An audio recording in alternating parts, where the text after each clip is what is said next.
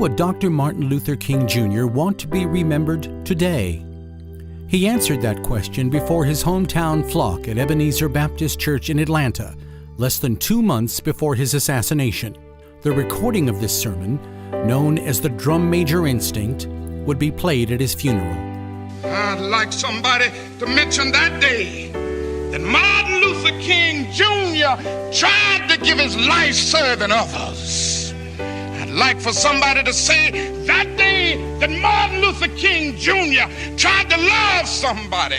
I want you to say that day that I tried to be right on the wall question. I want you to say that I tried to love and serve humanity.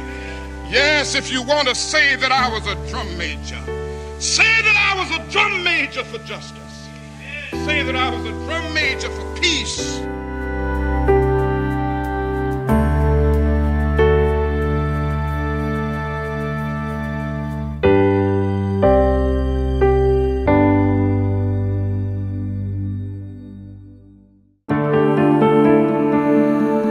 This drum major for peace, as Dr. King called himself, was all of 39 at the time of his death. For 12 years, he had been at the center of the struggle for civil rights in America. He died violently, as he knew he would. Yet Martin Luther King Jr. used nonviolence as his weapon to battle racism and injustice. A Baptist minister, Dr. King had adopted nonviolence after studying the teachings of Gandhi and Jesus. He once said that a nonviolent resistor does not seek to humiliate or defeat his opponent, but to win his friendship and understanding. We still advocate nonviolence, passive resistance, and still determined to use the weapon of love. These principles were used with great success during the demonstrations of the 1950s and early 60s. In Montgomery with the bus boycott. In Arkansas with the Little Rock Nine and Central High. Greensboro and Nashville with the lunch counter sit-ins. Throughout the South with the Freedom Riders. And in Birmingham, despite fire hoses and police dogs. It was the events in Birmingham, along with the March on Washington in the summer of 1963, that led President John F. Kennedy to introduce a civil rights bill and submit it to Congress. After John Kennedy's death in November, President Lyndon Johnson continued to push for the bill's passage, and it was he who signed the Civil Rights Act of 1964 into law that July. But even with those successes, it became apparent by the end of '64 that Lyndon Johnson and Martin Luther King were on a collision course. Shortly after he became president, Johnson declared unconditional war on poverty as part of his Great Society campaign. Billions of dollars were spent on social programs aimed at improving the quality of life for millions of Americans. But for many Black Americans, even this was too little, too late. Civil rights leaders urged Johnson to support a Voting Rights Act that would guarantee all Americans the right to vote. In the South, millions of African Americans were still unregistered, thanks to unfair poll taxes and literacy tests. King and other leaders organized a series of marches to force Johnson to act. When demonstrators attempted a 50-mile march from Selma to the Alabama state capital of Montgomery, they were confronted and attacked by state police, while a horrified public watched on television.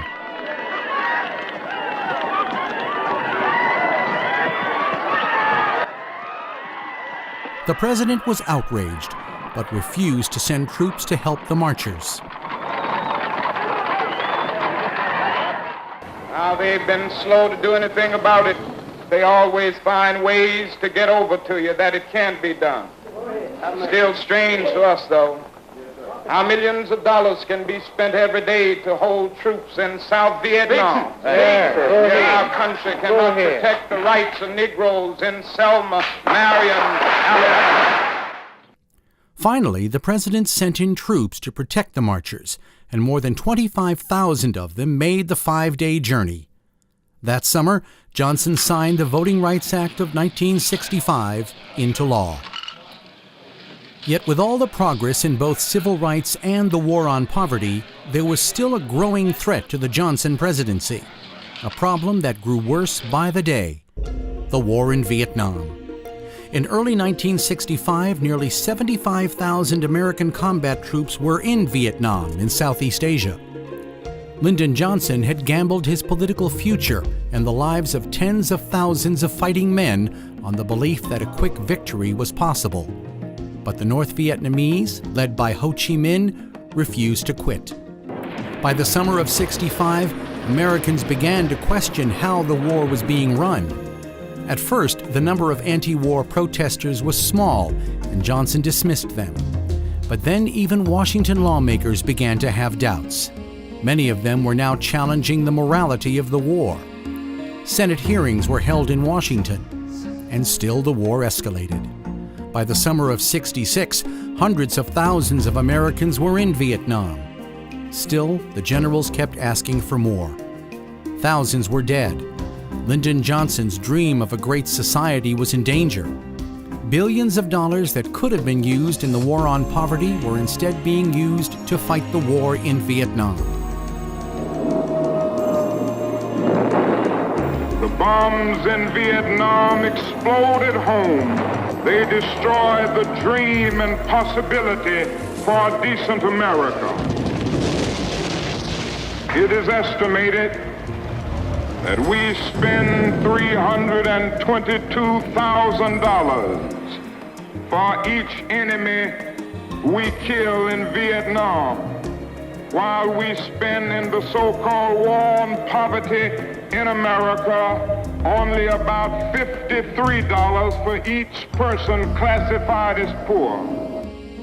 Martin Luther King had been against the war in Vietnam since the beginning, but had stopped short of criticizing Lyndon Johnson and the administration. Johnson had been an ally to the civil rights movement, but now there was a war overseas along with poverty at home, and to King, the issues were inseparable. He knew he would be taking a terrible risk in publicly opposing the war. He knew the president would turn against him. His standing as a national leader would be challenged. He knew that some would call him a traitor. At the Ebenezer Baptist Church in Atlanta, Dr. King set the tone for his public stand. During the early days of my ministry, I read the Apostle Paul saying, "Be not conformed to this world, but be ye transformed by the renewing of your mind." And I decided then that I was going to tell the truth as God revealed it to me. I don't know about you.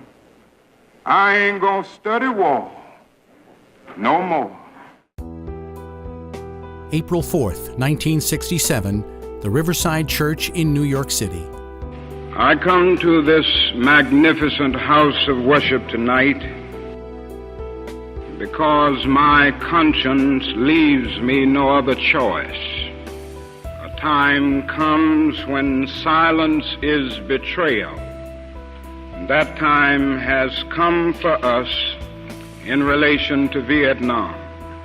Now it should be incandescently clear that no one who has any concern for the integrity and life of America today can ignore the present war. If America's soul becomes totally poisoned, part of the autopsy must read Vietnam. The world now demands a maturity of America that we may not be able to achieve. It demands that we admit that we have been wrong from the beginning of our adventure in Vietnam, that we have been detrimental to the life of the Vietnamese people. The situation is one in which we must be ready to turn sharply from our present ways. Following the speech, King marched with anti-war demonstrators to the United Nations, with the national media recording his every word. The promises of the great society have been shot down on the battlefield of Vietnam, making the poor, white and Negro, bear the heaviest burdens both at the front and at home. Lyndon Johnson, who believed he had put himself on the line for civil rights, was outraged. referring to King as that damned preacher. The president was accused of trying to force racial equality and wrote later that he felt caught between the movement and a backlash of fear and resentment. Now he felt betrayed by King's criticism of his war policies. He told his aides that King would never be welcome in the White House again, and he ordered FBI Director J. Edgar Hoover to increase his agency's surveillance of King, his associates, and their activities. Johnson's Great Society was in danger. He and Congress were spending billions on the war, but had largely kept those costs from the American people. The war on poverty was suffering, with 1 out of every 7 Americans living below the poverty line. An aide to King, the Reverend Andrew Young, said later that instead of blaming the war, the Congress, and the economy for his problems, Johnson was blaming the movement. The irony in that, Young said, was that those in the movement were probably the best friends that Johnson had. There were other problems. Dr. King was director of the Southern Christian Leadership Conference, an organization that advanced the cause of civil rights through nonviolence. After he came out against the Vietnam War, donations to his organization fell sharply. Then came the criticism from lawmakers and from religious leaders and others who thought he should stay out of political and military affairs and stick to civil rights. In tying the Vietnam War into the civil rights movement, that he is doing irreparable harm to the civil rights movement. He is losing thousands and thousands of allies. Martin Luther King is a power in this country. And unfortunately, he, as of now, has gotten into bed with some of the lesser lights. Even newspaper editorials weighed in on Dr. King's stand on Vietnam. The New York Times said King had linked his personal opposition to the war with the cause of Negro equality in the United States, and that to do so was a disservice to both problems. The Chicago Tribune said King had crossed the line, speaking in Olympian tones rather than addressing himself to the practicalities of the civil rights movement. Life magazine wrote that King's speeches against the war were demagogic slander that sounded like a script for Radio Hanoi. Others can do what they want to do. That's their business. Other civil rights leaders, for various reasons, refuse or can't take a stand or have to go along with the administration. That's their business. But I must say tonight that I know that justice is indivisible. Injustice anywhere is a threat to justice everywhere. During that summer of 1967, there were riots in 100 American cities. More than 100 were killed and thousands more wounded or left homeless. A presidential commission on violence concluded that year that America was moving toward 2 societies, one white, one black, separate and unequal. These are evil times. In our own nation, we see the evilness of the times with a sickness all around. We see the riots in the streets. We see people being killed. We see communities being burned down. We see the conditions that make people act in this misguided, desperate fashion. The movement itself was splintering apart. Some saw King's nonviolent approach as ineffective and even counterproductive. A new phrase was being coined by more militant activists, including Stokely Carmichael, the head of SNCC, the Student Nonviolent Coordinating Committee. We want black power. We want black power. We want black power. What do you want? What do you want? Everybody, what do you want? We want black power. We stand on the eve of a black revolution, brothers. Masses of our people are in the streets. They're fighting tit for tat, tooth for tooth, an eye for an eye and a life for a life. The rebellions that we see are merely dress rehearsals for the revolution that's to come. Throughout the summer and fall of 1967, Martin Luther King was forced to constantly defend his decision to speak out against the war. Even an appearance on the normally light-hearted Mike Douglas television show turned into a dialogue on Vietnam, LBJ, and King's own reputation. And I've always said that the ultimate measure of a man is not where he stands in moments of comfort and moments of convenience, but where he stands in moments of challenge and moments of controversy. How about your relationship with President Johnson? Have you lost favor with Mr. Johnson? Well, I guess the president would have to answer that question. I have taken a position against the administration's policy, and I would hope that the president means what he says when he says that there should always be room for dissent. And we come to a tragic period in our nation when we equate dissent with disloyalty. I believe firmly that it is necessary to have these moments of dissent in order to challenge something that may be leading the whole nation down the wrong path. Do you care if you have lost favor with Mr. Johnson?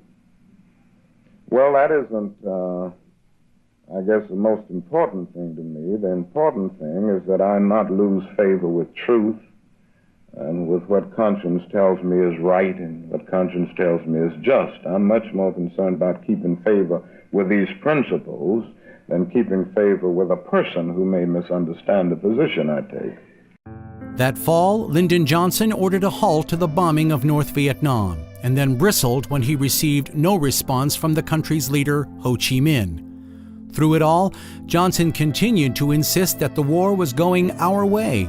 But as the months passed and the death toll in Vietnam climbed, fewer and fewer people believed him.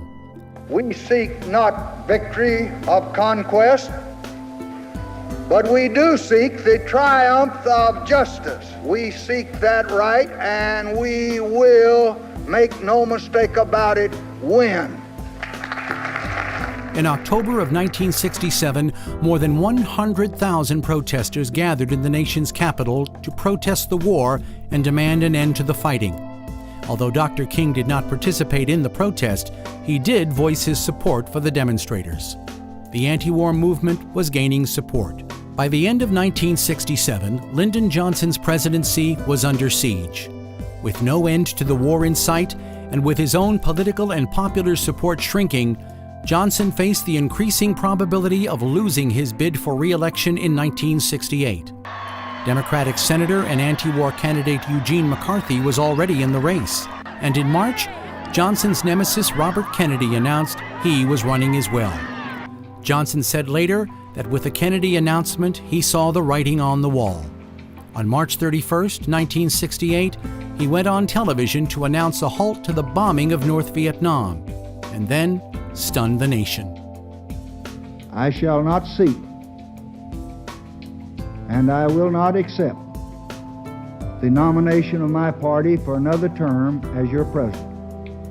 For Martin Luther King, the Vietnam War was not only being fought in the jungles and rice paddies of Southeast Asia, but at home, where popular support for the war was dwindling, and where America's poor saw little in the way of federal help. Johnson's Great Society and his war on poverty became war casualties. In the late autumn of 1967, Dr. King was approached with the idea of a second March on Washington. It would be called a Poor People's Campaign, and it would begin the following April in Marks, Mississippi. But this would not be like the March on the nation's capital in 1963, a one-day event full of speeches and songs. This time, the march would bring together poor Americans from across the country who would stay in Washington until the federal government took action to improve their lives. Very frankly, this is a search for an alternative to riots. And if the nation doesn't respond to us, as we labor that 2 or 3 months, however long it takes, God only knows what we will face in terms of chaos. This is a kind of last desperate demand for the nation to respond to nonviolence. Just days before the Poor People's Campaign was scheduled to begin, Dr. King visited Memphis, Tennessee, where black garbage collectors were on strike, demanding higher pay and safer working conditions. So I'm happy tonight. I'm not worried about anything. I'm not fearing any man. Mine eyes have seen the glory of the coming of the Lord. On April 4th, Just 4 days after Lyndon Johnson's announcement that he would not seek another term as president, Martin Luther King was assassinated as he stood on a motel balcony talking with his aides. Dr. King was buried near his home in Atlanta, Georgia. His birthday is now a national holiday. Lyndon Baines Johnson would leave office in 1969 and return to his home state of Texas, where he continued to speak out on civil rights and defend his Vietnam War policy. Johnson died in January of 1973. He was 64 years old. By the early 1970s, a majority of Americans polled said they were now against the war in Vietnam and wanted it to end. Following years of peace negotiations in Paris, a ceasefire was finally announced by President Richard Nixon on January 22, 1973, the same day that Lyndon Johnson died. The last Americans would not leave Vietnam until April of 1975. In all, 57,000 Americans died in the war, and to this day, some 2,000 are listed as missing in action. Opposing the war in Vietnam became Dr. Martin Luther King Jr.'s most controversial and costly stand. Although at the time he was criticized and even rebuked for his actions, King would later be praised for his moral courage, for standing up for what he believed. As he said in his drum major sermon in 1968, "I want you to say that day that I tried to be right on the war question, that I tried to love and serve humanity. If you want to say that I was a drum major, say that I was a drum major for justice. I was a drum major for peace." I'm David Medzorian. Thank you.